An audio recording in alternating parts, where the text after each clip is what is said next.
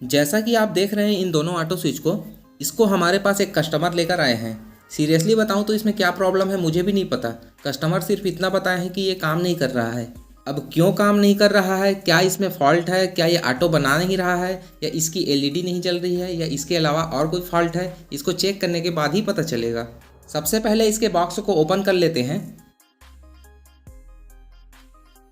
अब power supply दिए बिना मल्टीमीटर से इसके ट्रांसफार्मर को चेक करते हैं। मल्टीमीटर को 20 किलो ओम या इससे ऊपर के रेंज में रखकर ट्रांसफार्मर के इनपुट वायर में चेक करते हैं।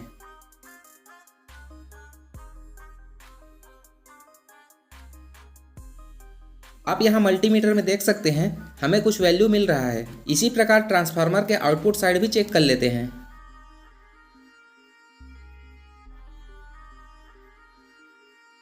ट्रांसफार्मर के दोनों साइड वैल्यू मिल रहा है। इसका मतलब यह है कि ट्रांसफार्मर पूरी तरह से सही कंडीशन में है। अब इस ऑटो स्विच को 3 फेज सप्लाई देते हैं और इसके प्रॉब्लम को पकड़ने की कोशिश करते हैं।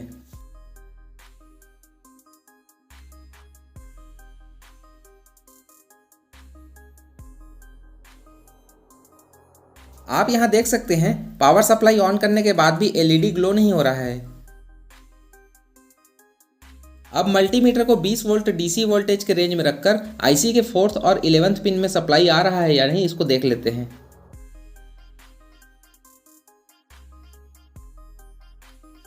आप यहां देख सकते हैं आईसी में कोई भी सप्लाई नहीं आ रहा है। इसका मतलब यह हुआ कि इस सर्किट के पावर सप्लाई यूनिट में ही प्रॉब्लम है। इसको ठीक करने से पहले इस सर्किट डायग्राम को ध्यान से देखिए। जैसा कि हमने ट्रांसफार्मर को चेक किया तो हमारा ट्रांसफार्मर ठीक है। अब ट्रांसफार्मर और आईसी के बीच में जितने भी कंपोनेंट्स हैं उसी में ही प्रॉब्लम है। इस कंडीशन में ज़्यादातर 2 प्रॉब्लम के कारण एलईडी ग्लो नहीं होता है। पहला कारण जो कि ज़्यादातर देखने को मिलता है LM324N आईसी या जीना डायोड के शॉर्ट होने के कारण पावर सप्लाई यहीं समाप्त हो जाता है, जिसके कारण एलईडी ग्लो नहीं होता है। दूसरा कारण यह है कि डायोड रजिस्टर के खराब होने के कारण या कहीं पे सर्किट का प्रिंट टूट जाने के कारण सप्लाई आगे नहीं बढ़ पाता। इसको चेक करने के लिए सबसे पहले मल्टीमीटर को बजर मोड में सेट कर लेते हैं। उसके बाद आईसी के 4th और 11th पिन में चेक करते हैं। आप यहाँ देख सकते हैं आईसी के 4th और 11th पिन में शॉर्ट सर्किट बता रहा है। जैसा कि आप यहाँ डायग्राम में देख रहे हैं आईसी और जीना डायोड पावर सप्लाई के साथ पैरेलल कनेक्ट है। इसका मतलब ये हुआ कि आईसी या जीना डायोड या दोनों ही शॉर्ट है। इसको चेक करने के लिए जीना डायोड के एक लेग को डिसोल्डर करके बाहर निकाल लेते हैं। अब आईसी के 4th और 11th पिन में कंटिन्यूटी चेक करते हैं।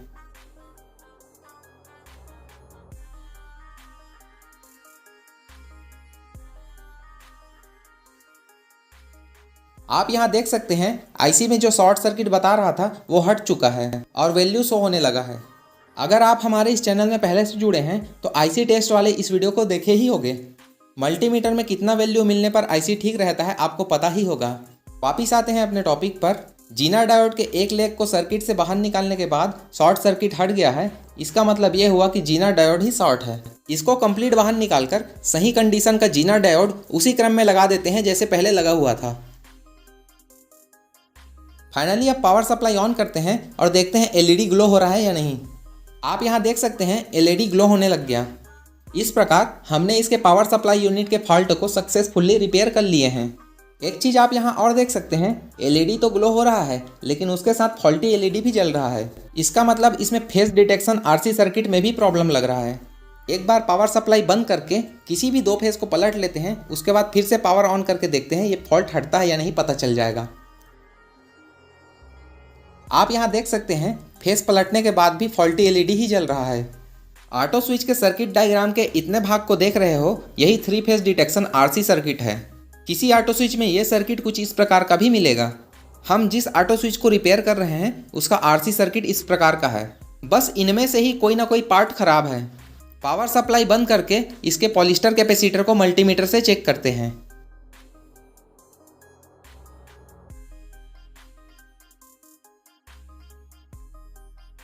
आप यहाँ देख सकते हैं यहाँ पर 2 पॉलिस्टर कैपेसिटर लगा हुआ है, जिसमें से एक पॉलिस्टर कैपेसिटर शॉर्ट सर्किट बता रहा है। इसका मतलब ये खराब हो चुका है। इसको बाहर निकालकर सेम इतने ही वैल्यू का नया कैपेसिटर लगा देते हैं।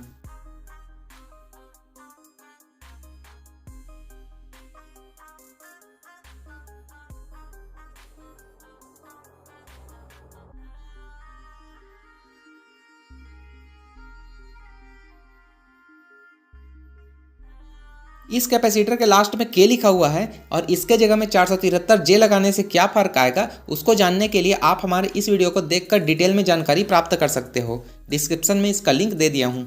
वापिस आते हैं अपने टॉपिक पर। फाइनली अब पावर सप्लाई ऑन करते हैं। आप यहाँ देख सकते हैं जो फॉल्टी एलईडी जल रहा था वो बंद होकर हेल्थी एलईडी जलने लग गया है। इसका मतलब अब हमारे आरसी सर्किट का प्रॉब्लम भी ठीक हो गया। अगर आरसी सर्किट का कैपेसिटर ठीक रहता तो इसके रजिस्टर के ख़राब होने का चांस ज़्यादा रहता और इस आरसी सर्किट के सभी रजिस्टर को मल्टीमीटर से चेक करके ख़राब रजिस्टर को आसानी से पता कर सकते थे। रजिस्टर को कैसे चेक करते हैं उसको जानने के लिए आप इस वीडियो को देख सकते हो। वापिस आते हैं अपने टॉपिक पर। लगभग 1 मिनट बाद ऑटो स्विच में ऑटो बन गया है।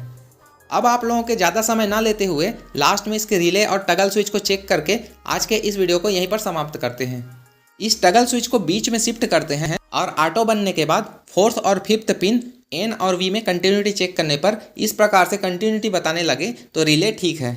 अब पावर सप्लाई बंद करके टगल स्विच को ऑटो मोड में रखकर 6th और 7th पिन S1 और S2 में चेक करने पर इस प्रकार से कंटिन्यूटी मिले और टगल स्विच को सबसे नीचे बाईपास मोड में रखकर 4th और 5th पिन N और V में रखकर चेक करने पर इस प्रकार से कंटिन्यूटी मिलने लगे। उसके बाद टगल स्विच को इस प्रकार बीच में रखने के बाद 4th और 5th पिन और 6th और 7th पिन में कंटिन्यूटी नहीं मिलने पर यह टगल स्विच पूरी तरह से सही कंडीशन में है। इस प्रकार से हो गया इस अनजान ऑटो स्विच की फुल रिपेयरिंग। जाते जाते एक प्यारा सा लाइक और एक सब्सक्राइब कर दीजिए। Wish you all the best. आशा करता हूँ कि आप सभी अपने क्षेत्र के वेल प्रोफेशनल इंजीनियर और टेक्नीशियन बने। फिर मिलते हैं एक नए वीडियो में एक नए जोश के साथ। तब तक अपना और अपनों का ख्याल रखिए। जय हिंद, वंदे मातरम।